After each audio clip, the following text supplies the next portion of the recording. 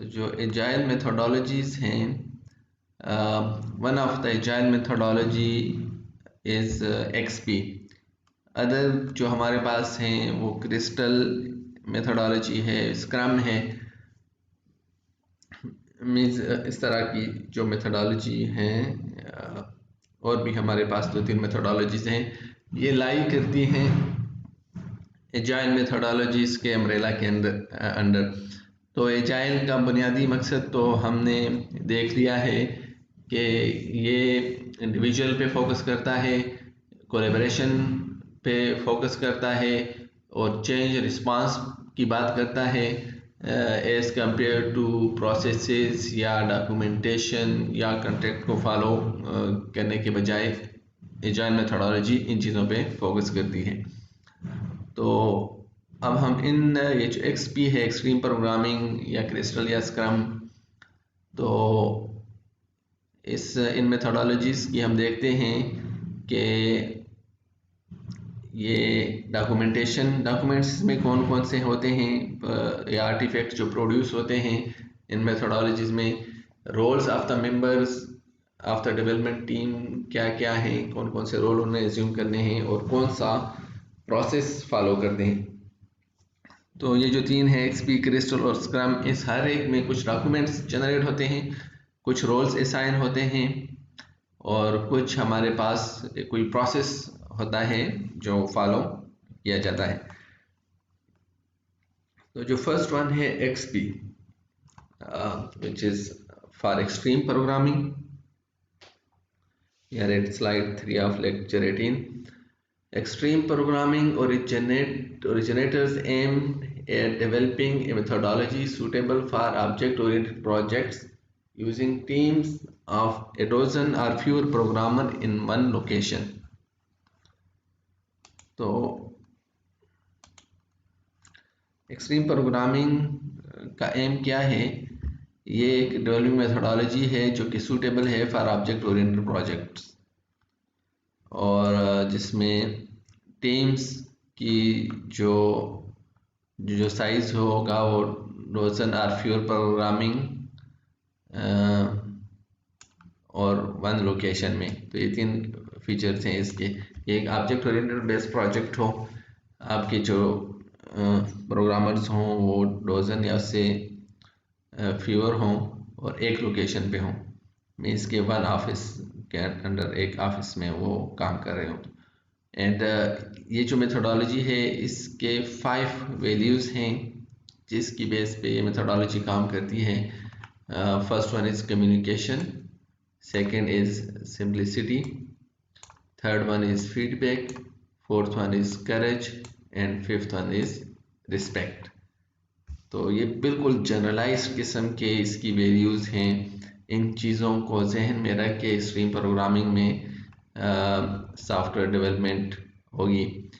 Communication क्या चीज़ है कि XP has a culture of oral communication and its practices are design to encourage interaction.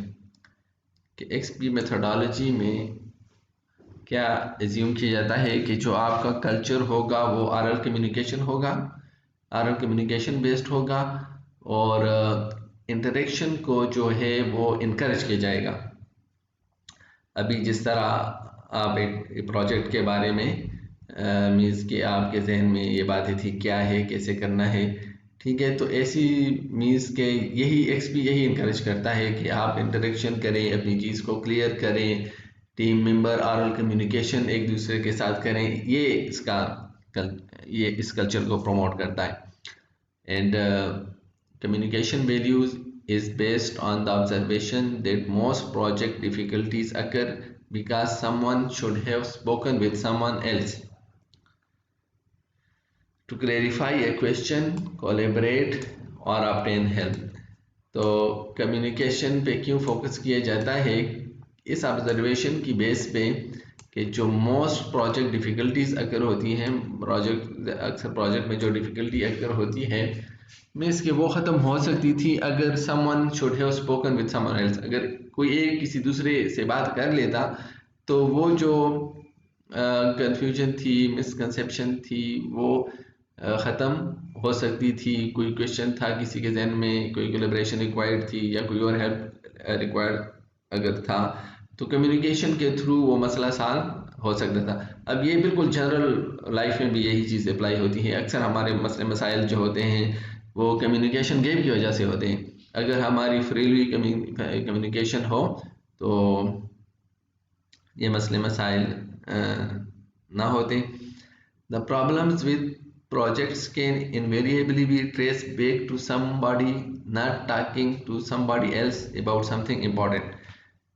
और जो प्रोजेक्ट में जो प्रॉब्लम्स आइडेंटिफाई हुई लेटर, तो वो जब ट्रेस बैक किए जाते हैं तो उसकी रीज़न क्या निकलती है कि somebody not talking to somebody else, कि किसी ने किसी दूसरे से बात नहीं की किसी टॉपिक पे, किसी प्रॉब्लम पे, या समथिंग दैट इज़ इम्पॉर्टेंट, कोई इम्पोर्टेंट चीज़ थी और उसमें एक ने दूसरे से बात नहीं की, कम्युनिकेशन नहीं की, तो इस वजह से फिर लेटर ऑन प्रोजेक्ट में क्या होते हैं, प्रॉब्लम्स अगर करते हैं।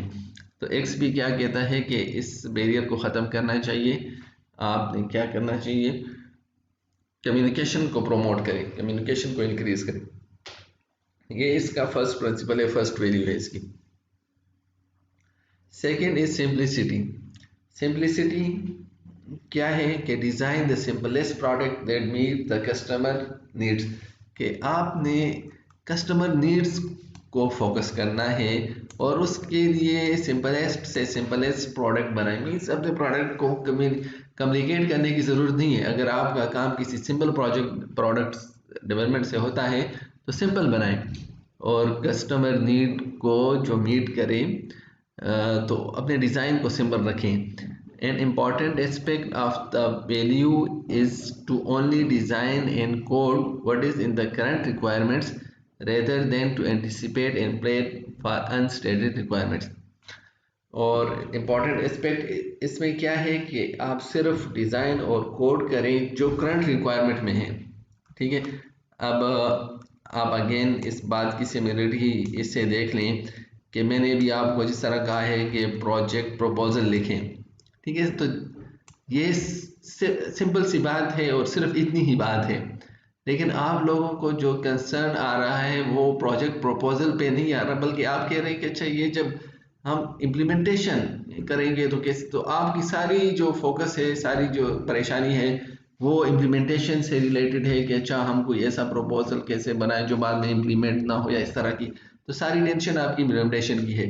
तो करना आप एक्स भी क्या कहता है कि नहीं, इसको सिंपल रखें, जो आपको करंट रिक्वायरमेंट है, जो एट हैंड आपके एक प्रॉब्लम है उसको आप डिज़ाइन करें, उसका सोल्यूशन बताएं, बजाय इसके कि आप कहें कि अच्छा तीसरे चौथे स्टेप पे इम्प्लीमेंटेशन आएगी तो मैं आज ही उसकी फिक्र करूं, आज ही कोई ऐसा प्रपोजल कहीं ना बना लूं जो बाद में ये ऐसा हो जाए। वैसे नहीं, बल्कि आपने क्या है, करंट रिक्वायरमेंट जो एट हैंड आपका प्रॉब्लम है उस तक रहें, rather than to anticipate and plan for unstated requirement। हाँ जी, और वो जो रिक्वायरमेंट जो अभी आपको कही नहीं गई, सर मैंने अभी आपको प्रपोजल के अलावा और कुछ नहीं कहा, तो आप उन चीज़ों की टेंशन ले रहे हैं बजाय इसके कि जो आपको एक सिंपल सा टास्क दिया है कि एक सिंपल सा प्रपोजल 2 पेजेस का प्रपोजल लिखें, उसके बजाय आपकी जो टेंशन है वो अनस्टेटेड रिक्वायरमेंट जो आप अभी आपको मिली भी नहीं है उस की टेंशन आप लोग ले रहे हैं।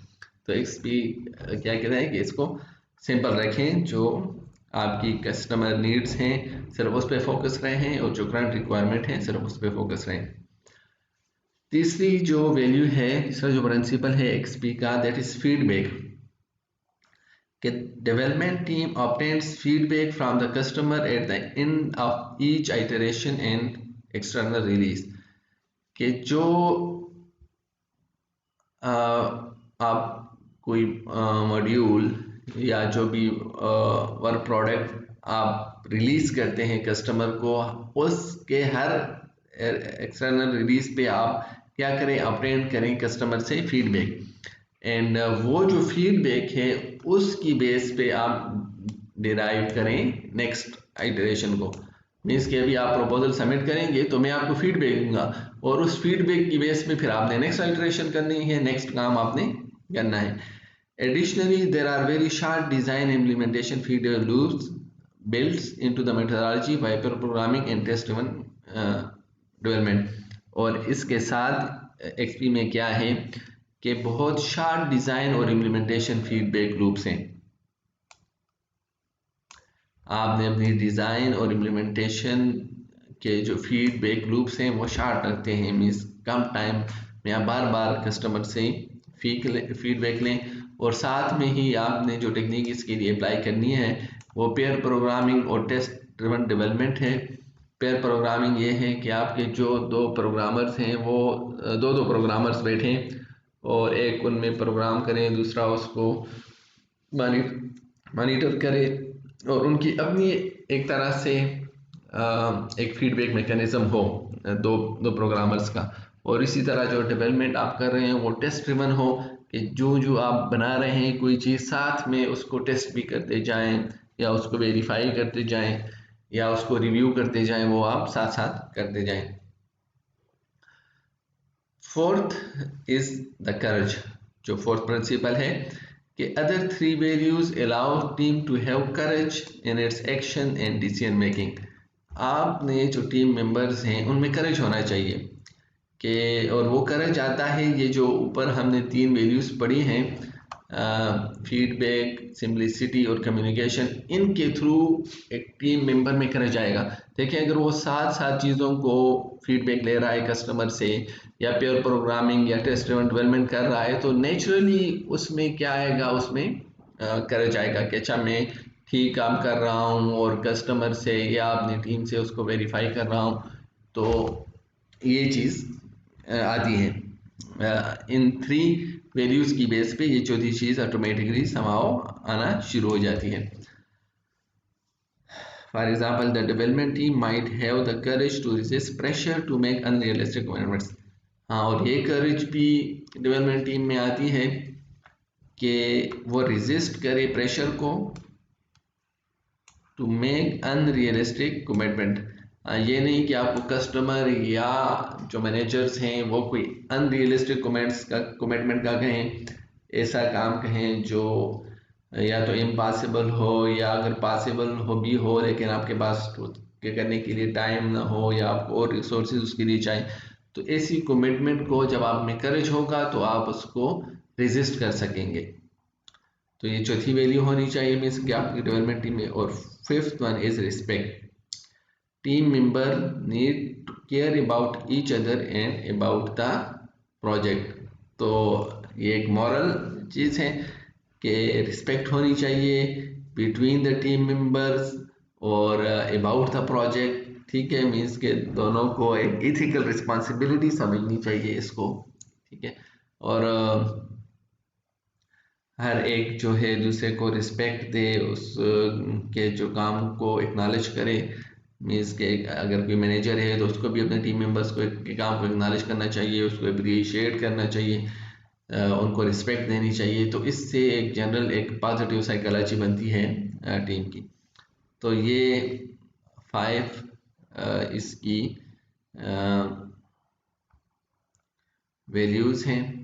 अच्छा, इस हर जो एजाइल मेथोडोलॉजी उसके ये 3 कंपोनेंट्स होते हैं, डॉक्यूमेंट्स, रोल्स और प्रोसेसेस।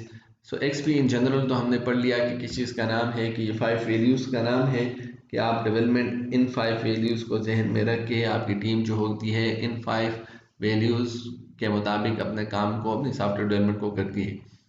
जो डॉक्यूमेंट्स, रोल्स और प्रोसेसेस हैं वो इसके देखते हैं।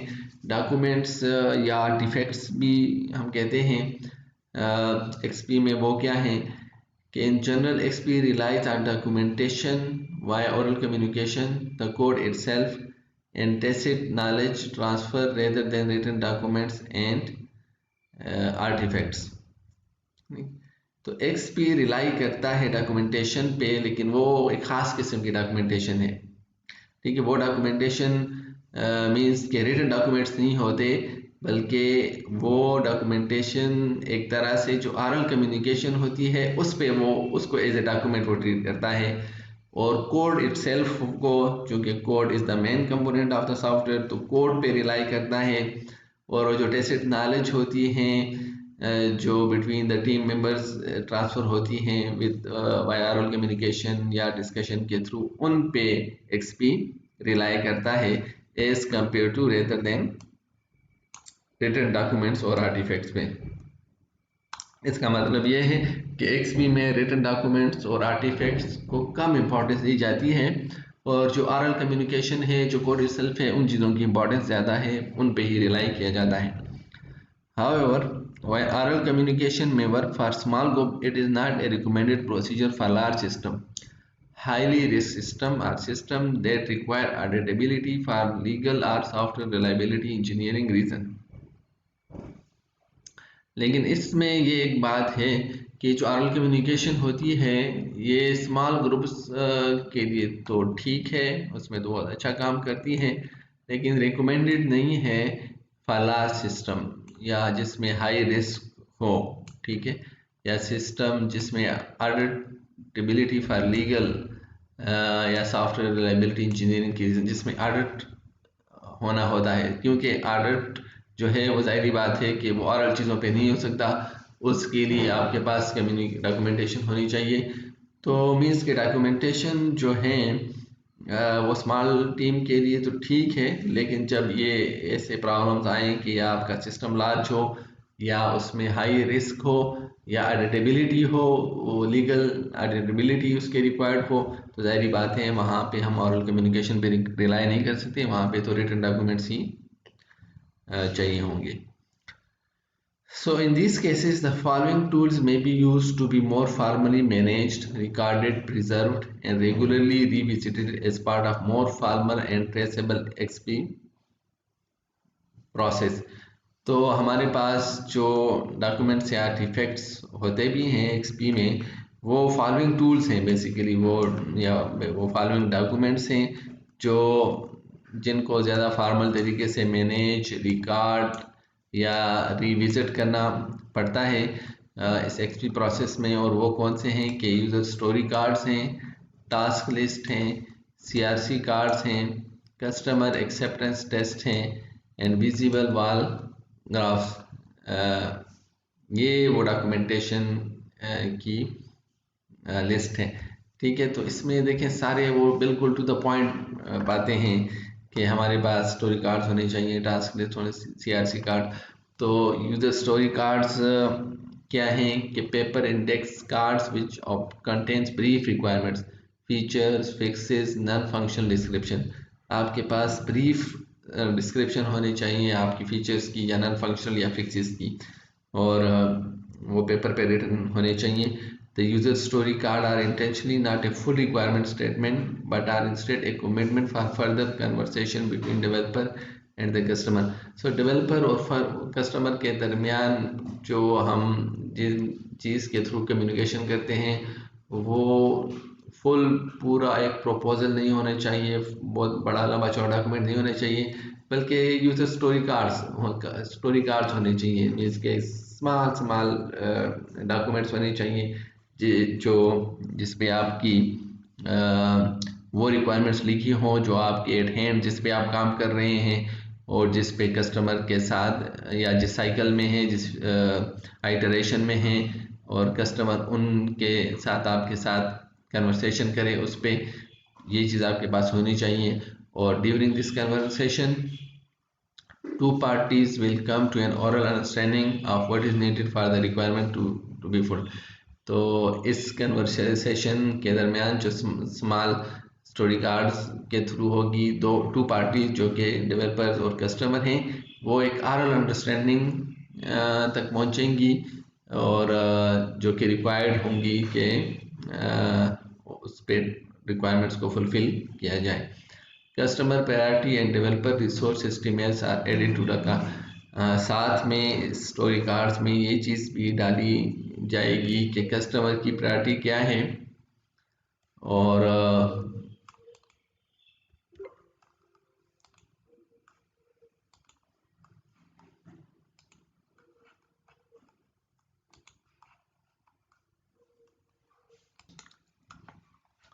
ओके। सो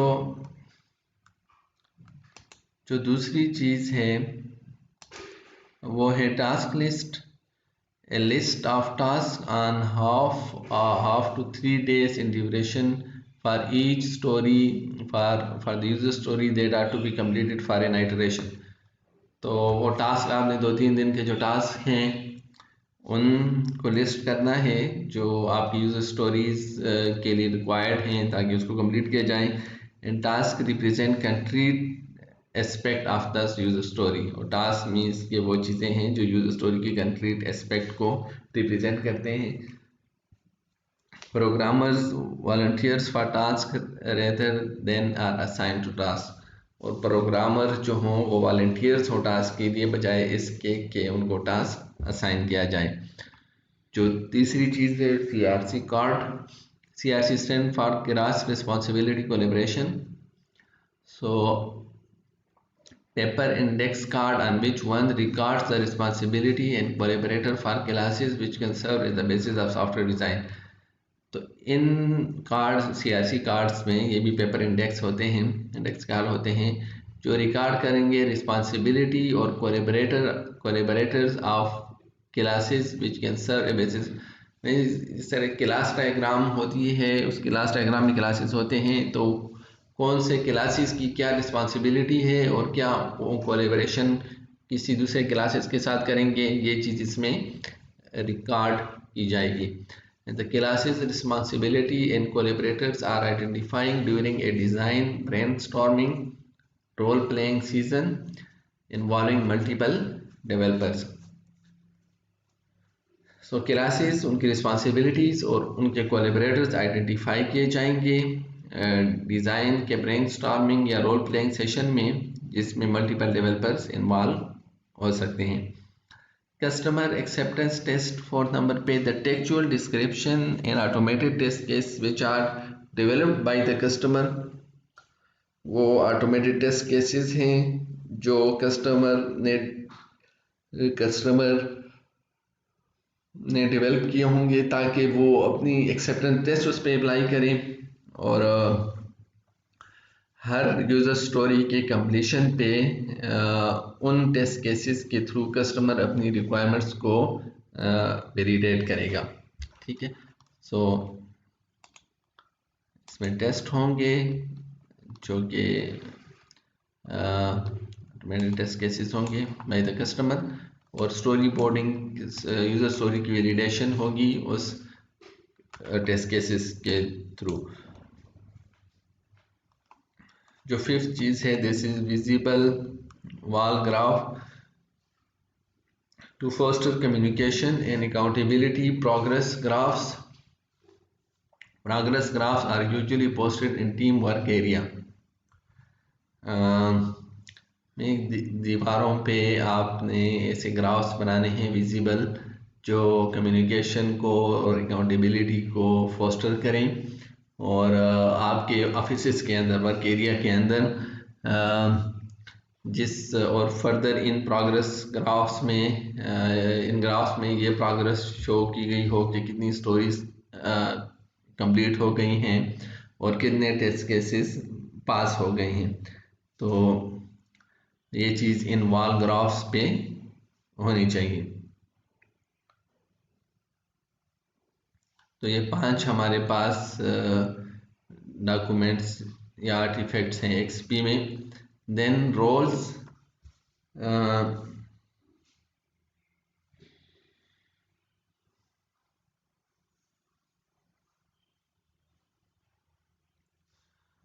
हमारे पास मैनेजर है, कोच है, ट्रैकर है, प्रोग्रामर है, टेस्टर है, कस्टमर है। ये हमारे पास 6 roles हैं। Manager owns the team and its problems, he or she form the team, obtain resources, manage people and problems and interfaces with external group। Manager का काम क्या है कि वो टीम को ऑन करे और उसके प्रॉब्लम्स को ऑन करें और टीम की फार्मूलेशन करें, रिसोर्सेज को ऑब्टेन करें, पीपल्स और प्रॉब्लम्स को मैनेज करें। कोच जो होगा teaches team member about the XP process as necessary, intervene in case of issues, monitor whether the XP process is being followed। The coach is typically a programmer and not a manager।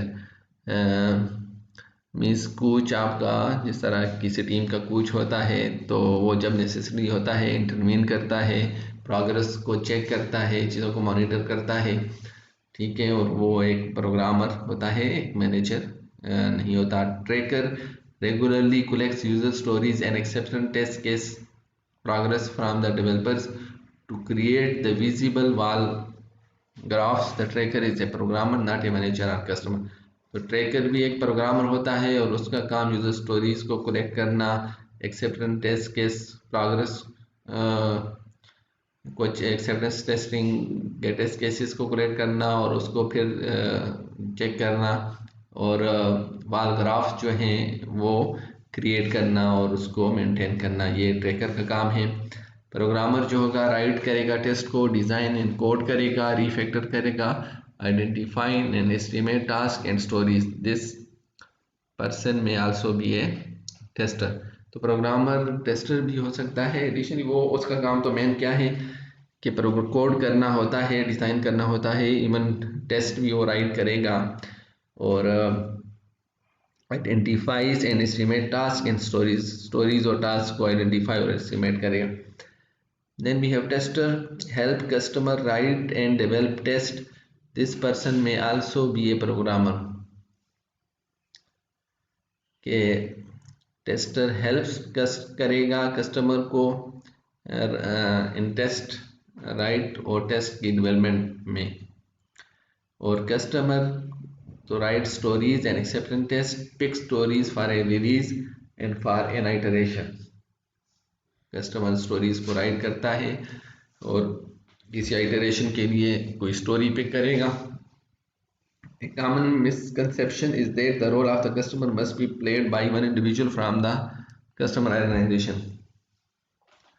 एक conception ये है कि customer तो वही होगा जो customer organisation से belong करता है। Conversely, a group of customers can be involved or a customer representation can be chosen from within the development organization but external to the development team. इसके अपोजिट ये भी हो सकता है कि जो कस्टमर हैं वो तो एक के बजाय एक ग्रुप ऑफ कस्टमर इन्वॉल्व हो, या आप खुद ही डेवलपमेंट ऑर्गेनाइजेशन से कोई कस्टमर रिप्रेजेंटेटिव को सिलेक्ट करें। तो ज़रूरी नहीं है कि वो कस्टमर ऑर्गेनाइजेशन से ही वो बिलोंग करता हो। एंड जो तीसरा कंपोनेंट है दैट इज़ प्रोसेस। तो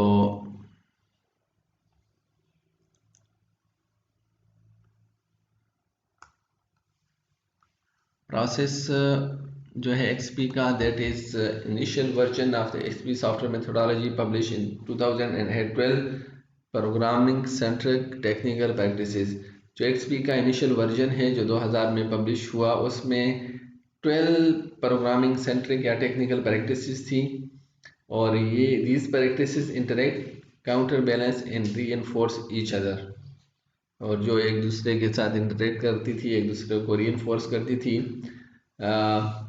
However, in a survey of project manager, chief executive officer, developers and vice presidents of engineering for 21 software projects, it was found that none of the companies adopted XP in a pair form wherein all pair practices were used without adaptation. तो लेकिन बाद में इसके publish होने के बाद ये चीज़ 21 software projects के इंजीनियर्स और प्रोजेक्ट मैनेजर और सीईओज के ये कंक्लूजन था कि उन्होंने ये जो 12 प्रैक्टिसेस एक्सपी में गिवन है वो पेयर फॉर्म में एडॉप्ट नहीं की गई थी, ठीक है। मीन्स के और कुछ अपने स्टाइल से या कुछ वेरिएशन के साथ इनको एडॉप्ट किया गया था, और फिर उस फीडबैक की बेस पे 2005 में XP was changed to include 13 primary practices and 11 Crawley practices। तो बाद में इन 12 प्रैक्टिसेस में मॉडिफिकेशन की गई, उसको अपडेट किया गया, और 12 की बजाय 13 प्राइमरी प्रैक्टिसेस ली गई और 11 Crawley practices ली गई। The primary practices are intended to be useful, independent of each other, and the other practices used, though the interaction between the practice may be amplify their effect। Primary practices intended थी कि वो useful हों independent of each other and other practices used, though the interaction between them may simplify their effects. अच्छा, वहाँ पे तो जो total practice थी वो तो एक दूसरे के साथ इंटरेक्शन और इन्फोर्समेंट में थी। अब जो प्रैक्टिस इन्होंने 13 लिए हैं तो वो उन्होंने ये जहन में रख के बनाई हैं कि वो इंडिपेंडेंट हो, और अगर दूसरे के साथ वो इंटरेक्शन करें तो ठीक है, उसके इफेक्ट को एम्पलीफाई करें, लेकिन अगर इंटरेक्शन ना भी हो तो मीन्स कि दूसरे पे डिपेंडेंट ना हो बल्कि इंडिपेंडेंट प्रैक्टिसेस हों। और जो करौली प्रैक्टिसेस हैं वो तो तभी ज़ाहिर बात है इम्प्लीमेंट हो सकती हैं जब मीन्स के प्राइमरी प्रैक्टिसेस इम्प्लीमेंट हों। तो वो primary 13 primary technical practices XP कौन कौन सी हैं? Sit together,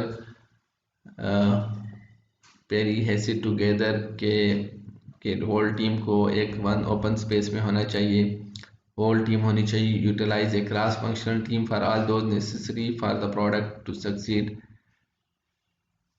utilise a cross functional team for all those necessary for the product to succeed, informative work space होना चाहिए, एनर्जाइज वर्क होना चाहिए, पेयर प्रोग्रामिंग होनी चाहिए, stories weekly cycle, quarterly cycle, और slack 10 minutes build, test first programming, continuous integration, incremental design, ये चीज़ें होनी चाहिए। तो चलिए, ये अभी टाइम भी होने वाला है तो इसको हम यहाँ से फिर नेक्स्ट टाइम कंटिन्यू कर लेंगे। So if you have any question you can ask.